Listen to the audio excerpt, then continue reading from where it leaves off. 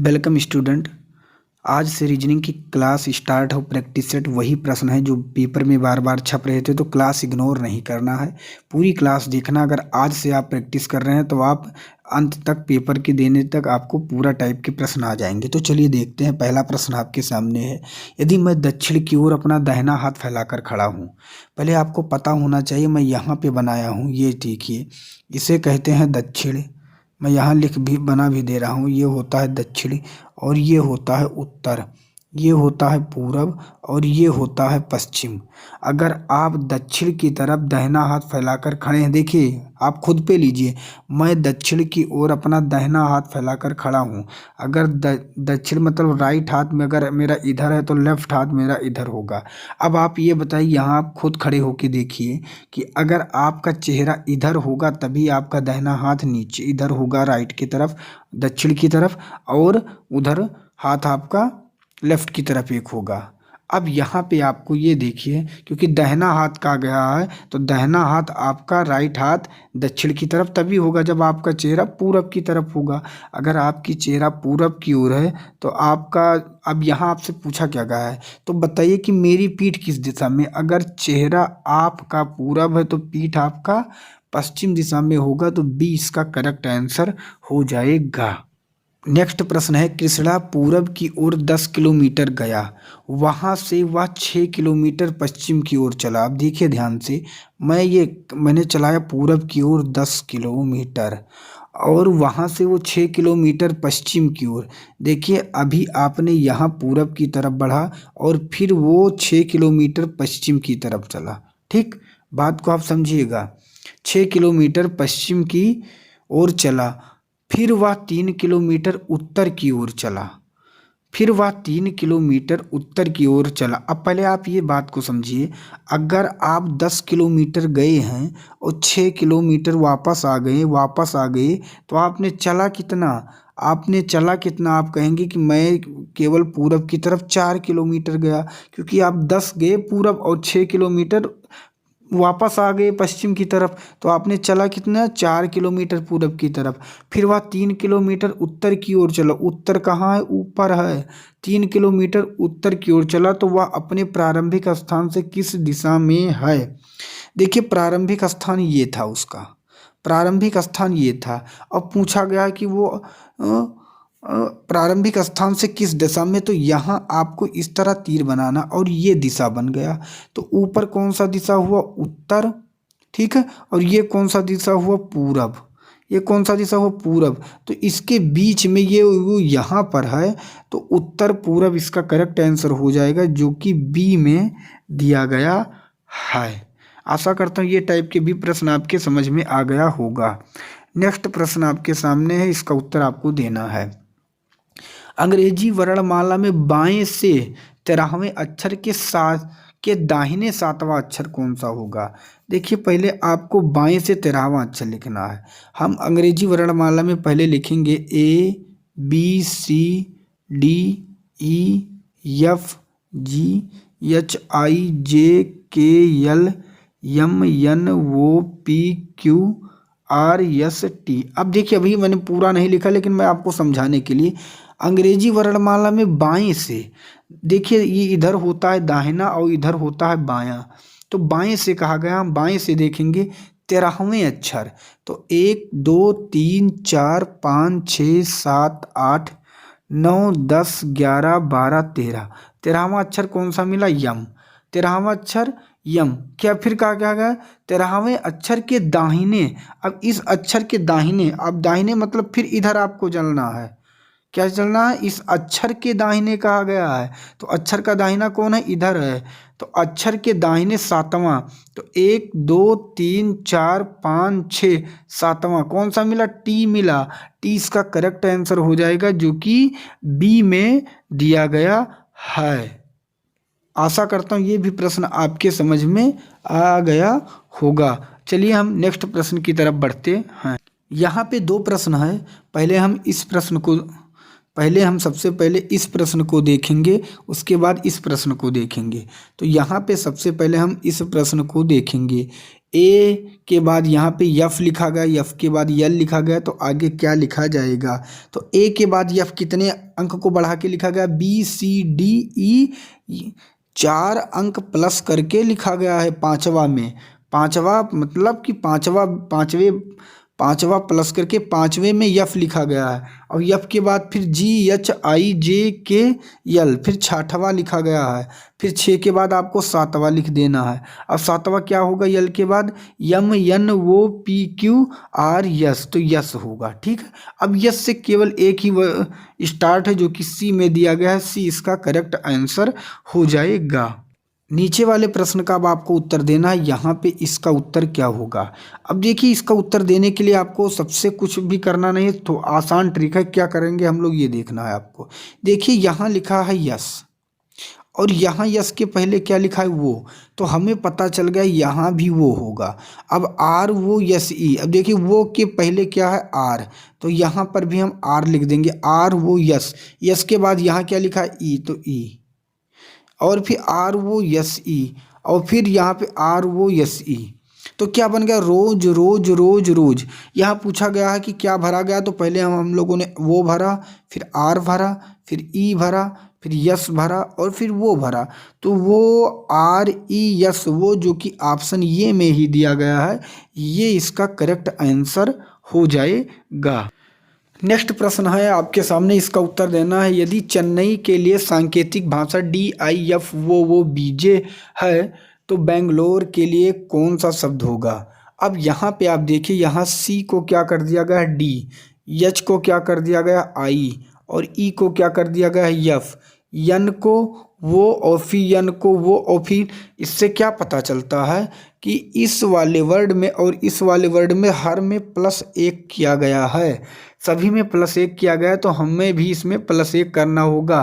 तो बी जहाँ लिखा है वहाँ सी लिखेंगे, ये जहाँ लिखा है बी लिखेंगे, यन है वो, तो जी जहाँ पे है एच, यल जहाँ है यम, वो जहाँ है पी, आर जहाँ है यस, और ई जहाँ है यफ, तो यही इसका करेक्ट आंसर होगा। हमें देख लेना है सी बी वो, जो एच जो कि बी में दिया गया है, ऑप्शन बी इसका करेक्ट आंसर हो जाएगा। नेक्स्ट प्रश्न आपके सामने है। दर्पण में देखी गई घड़ी में 11:40 बजे का समय दिखाती है, तो घड़ी का वास्तविक समय क्या होगा? अगर कभी दर्पण में आपसे कहा जाए, देखा गया है दर्पण में, तो सदैव आपको 23:60 से, किससे? 23:60 से घटा देना है, वही आपका आंसर हो जाएगा। तो 23:60 से 11:40 घटा देना है, तो 0, 6 से 4 निकालेंगे 2, 3 से 1 निकालेंगे 2, और 2 से 1 निकालेंगे, तो क्या है? 12:20, जो कि डी में दिया गया है। डी इसका करेक्ट आंसर हो जाएगा। नेक्स्ट प्रश्न आपके सामने है कैलेंडर का, इसका उत्तर आपको देना है। यदि किसी माह का 7वां दिन शुक्रवार है, तो उस माह का 22वां दिन कौन सा होगा? अब देखिए, 7वां दिन कहा गया, तो 7वां दिन क्या कहा गया? शुक्रवार। ठीक है, अब आप बताइए, हर 7 दिन पर वही दिन बदलता है, तो 7 दिन अगर शुक्रवार है, तो फिर से 7 दिन के मतलब हर 7, फिर 7 दूनी 14, फिर 7 त्रिक 21, और फिर 21, मतलब 7 को भी वही तारीख पड़ेगा, 14 को भी वही तारीख पड़ेगा, और 21 को भी वही तारीख पड़ेगा। आपसे 22वां दिन पूछा गया है, तो 22वां दिन क्या होगा? अगर 21 तारीख को भी शुक्रवार पड़ जाएगा, तो 22 को क्या पड़ जाएगा? शनिवार पड़ जाएगा। शनिवार, जो कि आपके सामने बी में दिया गया है। आशा करता हूँ ये भी सवाल आपके समझ में प्रश्न आ गया होगा। नेक्स्ट प्रश्न आपके सामने है। सुरेश अनिल से भारी है, परंतु राजू जितना भारी नहीं है। अनिल जयेश से भारी है, कृष्ण सुरेश से भारी है, परंतु राजू से हल्का है, तो इनमें से सबसे भारी कौन है? अब यहाँ देखिए, सुरेश अनिल से भारी है, मैंने यहाँ लिखा है सुरेश, यस सुरेश अनिल से भारी है, तो अनिल कहाँ होगा? अनिल कहाँ होगा? अनिल नीचे होगा, क्योंकि अनिल से क्या है? भारी है। भारी वाले को मैंने ऊपर रखा, परंतु राजू जितना भारी नहीं है। कहने का मतलब सुरेश जो है अनिल से तो भारी है, लेकिन राजू जितना भारी नहीं। इससे क्या हुआ कि राजू क्या है? सुरेश से ज़्यादा भारी है। अभी हम इसे नहीं देखेंगे, इस वाली लाइन को। अनिल जयेश से भारी है, अनिल जो है, अब ये देखिए यहाँ पे अनिल है, ये किससे भारी? जयेश से। तो जयेश क्या होगा? जयेश नीचे होगा, तभी जयेश से भारी कौन हो जाएगा? अनिल। यहाँ भी आपको। और कृष्णा सुरेश से भारी है। कृष्णा जो है सुरेश से भारी है, तो कृष्णा कहाँ होगा? ऊपर होगा। क्योंकि सुरेश से भारी है परंतु राजू से हल्का है। परंतु राजू से हल्का है। तो कहने का मतलब क्या हुआ? कृष्णा देखो सुरेश से तो भारी हो गया और राजू से हल्का है, मतलब राजू ऊपर होगा, तभी राजू से कृष्णा क्या हो जाएगा? हल्का। इनमें से सबसे भारी कौन सा है? तो सबसे भारी कौन आ गया? राजू। इसका correct answer option number C सही हो जाएगा। नेक्स्ट प्रश्न आपके सामने है, 5 मित्र ए बी सी डी तथा ई एक पंक्ति में खड़े हैं। अब यहाँ आपको देखना है, एक पंक्ति में खड़े हैं, मैंने एक पंक्ति बना लिया। डी सी के बाईं ओर है, यहाँ ये कहा गया है। अगर डी जो है सी के बाईं ओर है, अगर कभी नहीं बताया गया कि किस तरफ देखने हैं तो सदैव उत्तर मानना है आपको। अब डी जो है सी के बाईं है, तो सी के बायां कैसे हो गया? डी हो गया। और बी ई के दाहिने ओर है। देखिए अभी मैं जानता हूँ बी जो है किसके दाहिने है? ई के दाहिने है, तो मैं यहाँ पे लिख दूंगा कि ई के दाहिने कौन हो गया? बी। और फिर क्या क्या कहा गया है? ए सी के दाईं ओर है। अब सी के दाहिने कौन हो गया? ये। ए जो है सी के दाहिने ओर है और बी डी के बाईं ओर है। बी जो है, अब देखिए ई बी मैंने यहाँ लिख दिया है, तो बी कौन हो जाएगा? डी के बाईं ओर हो गया। और ई ऑलरेडी किसके? ई के दाहिने बी भी हो गया, तो हो चुका है। अब आपसे क्या पूछा गया है? बाएं छोर पर कौन है? बाएं छोर पर कौन है? तो अगर आप देखेंगे तो दाहिने छोर पर ये मिला और बाएं छोर पर कौन है? ई। तो ई इसका करेक्ट आंसर हो जाएगा, जो कि बी में दिया गया है। बी इसका करेक्ट आंसर होगा। नेक्स्ट प्रश्न आपके सामने, इसका उत्तर आपको देना है। दिवाली के त्योहार पर 12 मित्रों ने एक दूसरे को दिवाली का कार्ड भेजकर शुभकामनाएं दी। तो इस मित्रों के समूह ने कितने कार्ड खरीदे? देखिए अगर आपसे इस तरह पूछा जाए कि 12 मित्रों ने एक दूसरे को दिवाली का कार्ड भेजकर शुभकामनाएं दी, तो मित्रों ने कितने कार्ड खरीदे? तो इसका फार्मूला होता है n(n-1). n(n-1), या आप सदैव याद रखें कि कितने मित्रों को कहा गया? 12। तो 12 गुणे 1 घटा के सदैव लिख लेना। 12 गुणे 11, जो कि गुणा करेंगे 132 होगा। तो 132 कार्ड खरीदा गया, ये आपको याद रखना है। ये प्रश्न कभी कभी पेपर में बनता है। नेक्स्ट प्रश्न आपके सामने, इसका उत्तर आपको देना है। ए बी का भाई है। अब यहाँ देखिए ए कहा गया है, बी का भाई है, तो मैंने यहाँ बी का भाई के लिए प्लस कर दिया। और सी ए की माँ है।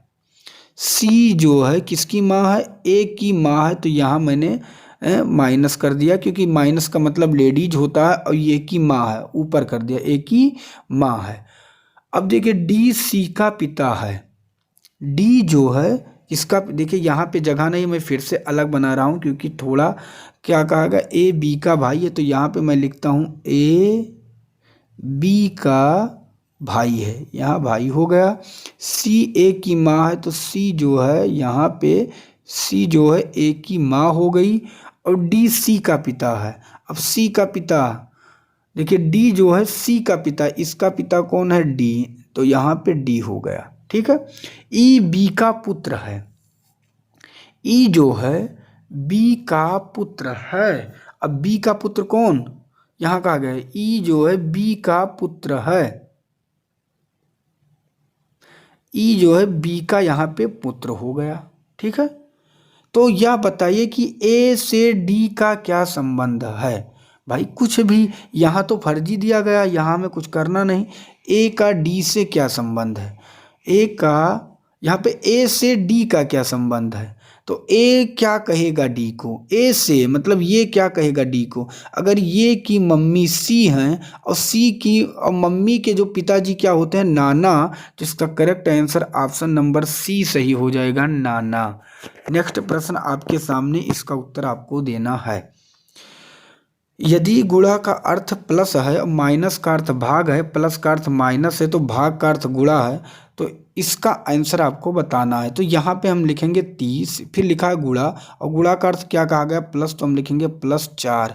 फिर लिखा गया है भाग, भाग का अर्थ क्या कहा गया है, भाग का अर्थ यहाँ पे हम देखेंगे भाग का अर्थ गुणा है तो हम गुणा लिखेंगे 8। फिर लिखा गया है माइनस और माइनस का अर्थ क्या कहा गया है ये हम भी देखेंगे, माइनस का अर्थ भाग कहा गया तो हम भाग लिखेंगे और 4। फिर प्लस लिखा है, प्लस का अर्थ को क्या कहा गया हम देखेंगे, यहाँ पे प्लस का अर्थ माइनस कहा गया तो -4 रखेंगे। हमें बस हल कर देना, 4 से 8 को काटेंगे 2 बार में, फिर 4 दूनी 8 होगा और 30 8 क्या हो जाएगा 38, 38 से 4 निकालेंगे क्या बचेगा 34, 34 इसका करेक्ट आंसर होगा जो कि बी में दिया गया है, बी इसका करेक्ट आंसर हो जाएगा। नेक्स्ट प्रश्न आपके सामने है, इसको अरेंजमेंट में आपको करना है कि इसका आंसर क्या होगा, आपको बताना है कि इसका आंसर क्या बनेगा। नाश्ता, सुबह की सैर, बस, स्नान, कार्यालय। तो हमें पता है सुबह सबसे पहले क्या किया जाता है, स्नान, तो 4 नंबर पहले होगा। सॉरी दोस्त, पहले स्नान नहीं होगा, पहले होगा सुबह की सैर 2 नंबर, फिर स्नान 4 नंबर, उसके बाद हम लोग क्या करेंगे नाश्ता 1 नंबर, ठीक है। उसके बाद 3 नंबर बस पकड़ेंगे, फिर 5 कार्यालय पहुंचेंगे, तो 2 4 1 3 5 होगा जो कि सी में दिया गया है, सी इसका करेक्ट आंसर हो जाएगा। नेक्स्ट प्रश्न आपके सामने, इसका उत्तर आपको देना है। यदि अंक 2 शिखर पर है तो तल में अंक क्या होगा, मतलब कि 2 का विपरीत क्या होगा, इसका आंसर आपको बताना है। अब यहाँ आप देखिए, यहाँ पर भी एक 4 है और यहाँ पर भी एक 4 है, तो कुछ भी करना नहीं है, जहाँ पे अगर मिल जाए तो 2 का विपरीत क्या हो जाएगा 6, 6 इसका करेक्ट आंसर हो जाएगा जो कि डी में दिया गया है। मैंने ये पासा से रिलेटेड सवाल है और इसका मैंने क्लास है मैराथन लिया था जो कि पढ़ी है, अगर आपको देखना है तो आप अरविंद सर डाल सकते हैं, रीजनिंग पासा क्लास आपके सामने आ जाएगी, आप देख लेना और आपके अंदर का डाउट क्लियर हो जाएगा। नेक्स्ट प्रश्न आपके सामने है, यहाँ दिया गया है, इसमें आपको बताना है कि कितने त्रिभुज हैं। तो यहाँ पे अगर आप देखेंगे, पहले आपको देख के बताना है, तो एक त्रिभुज यहाँ पे ये बनना है 1 और ये बनना है 2, एक ये बनना है 3 और ये बनना है 4 और एक त्रिभुज बड़ा वाला बनना है पूरा बड़ा वाला। तो कितने त्रिभुज हो गए 5, तो इसका correct answer option number B में दिया गया, 20 इसका करेक्ट आंसर हो जाएगा। नेक्स्ट प्रश्न आपके सामने है, इसका उत्तर आपको बताना है। पुरुष लड़के और फुटबॉल खिलाड़ी, पुरुष लड़के फुटबॉल खिलाड़ी किससे संबंधित है। देखिए हमें पता है कि पुरुष के अंदर तो लड़के आएंगे ही, पुरुष के अंदर लड़के आएंगे, लेकिन कुछ लड़के फुटबॉल खेलते हैं, तो ये इस तरह डायग्राम बनेगा जो कि सी में दिया गया है, सी इसका करेक्ट आंसर हो जाएगा। नेक्स्ट प्रश्न आपके सामने, इसका उत्तर आपको देना है कि क्या होगा। अब इस क्वेश्चन मार्क के स्थान पर क्या आएगा, तो यहाँ आपको देखना है। तो यहाँ देखिए 2 का क्या कर दिया गया है, यहाँ पे 2 का 4 कर दिया गया है और फिर यहाँ पे अगर आप देखेंगे आगे यहाँ पे 3 दिया गया है और 3 का क्या कर दिया गया है 9 यहाँ कर दिया गया है, 5 दिया गया है तो 5 का क्या कर दिया गया है 25 कर दिया गया है। तो यहाँ पे 9 दिया गया है तो 9 का हम क्या करेंगे, हम लोगों को पता है 9 का फिर स्क्वायर कर देंगे तो 81 हो जाएगा जो कि ये में दिया गया है, ये इसका करेक्ट आंसर हो जाएगा। अगला प्रश्न आपके सामने है, इसका उत्तर आपको बताना है। प्रश्न आकृति आपके सामने यहाँ पे दिया गया है और इधर आपके सामने दर्पण दिया गया है, तो आपको बताना है इस ABCD में कौन सा दर्पण बनेगा अगर इसके बगल में दर्पण रखा जाए, ठीक है। तो यहाँ पे बाएं तरफ आपके क्या रखा गया दर्पण, तो कौन सा प्रतिबिंब बनेगा, तो हमें पता है अगर इसका प्रतिबिंब बनेगा तो जो ये तीर है वो इस तरफ हो जाएगा, जो कि इसमें भी गलत दिया गया है, इसमें केवल सी में दिया गया है, तो सी ही इसका करेक्ट आंसर हो जाएगा।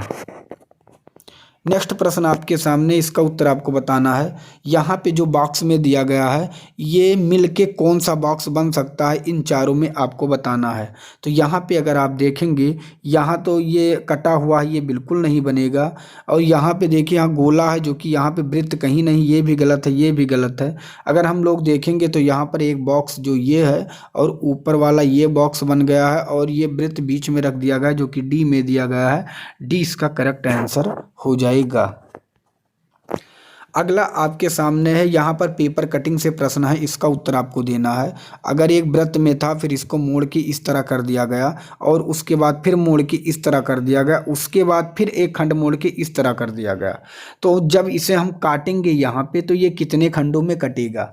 तो आपको देखते ही पता चल जाएगा कि अगर ये एक ये है तो यहाँ जब ये खुलेगा तो ये एक यहाँ पे होगा, इस तरह हो जाएगा, एक यहाँ एक यहाँ, और ऐसे जब ये खुलेगा तो फिर एक यहाँ, इस तरह 8 हो जाएगा, जो कि ऑप्शन नंबर सी में दिया गया है। सी ही इसका करेक्ट आंसर हो जाएगा।